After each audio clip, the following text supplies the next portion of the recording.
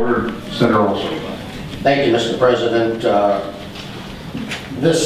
In my 12 years that I've been down here, I have not seen such passionate opposition to any kind of roads to resources issues that have been out there.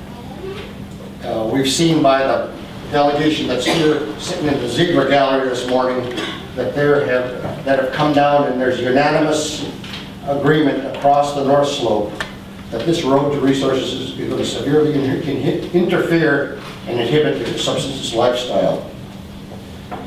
Normally, the people of the North Slope are very considerate and have no opposition to responsible development. We've seen that with Prudhoe Bay, and they've seen the effects of some of the positive things that come out of a borough situation where they can go ahead and better the lifestyle that they live with, heating, with water and sewer projects, and those things that affect the health and welfare of the people up there. However, in this particular case, they've taken exception.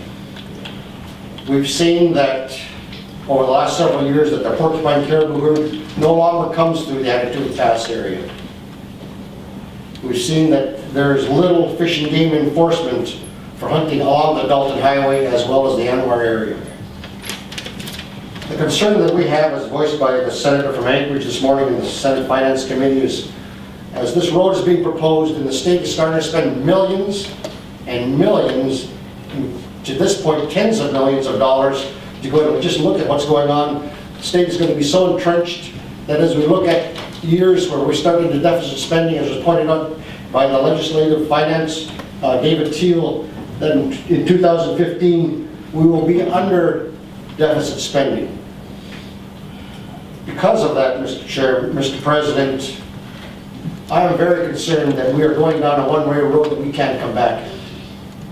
The North Slope Borough has I've got a letter here from the North Slope Borough that states their opposition to this, as well as considering alternatives, such as the Meltwater Way. Normally, I'm okay with development as long as done responsibly. In this particular case, I've got to voice my direct opposition because of the passionate opposition by the delegation that was pointed out this morning. I see that the state is the only one that's paying for this road. In spite of the oil companies stating that they're going to go and develop work, they are not participating in that.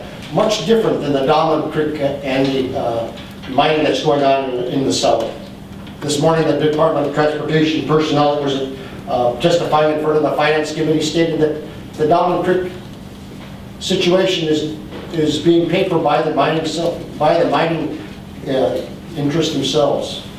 We don't see that on this road to Umiat. So why is the state going ahead with this in spite of this opposition? With that, Mr. Chairman, I thank you for this opportunity. Thank you, Senator Olson.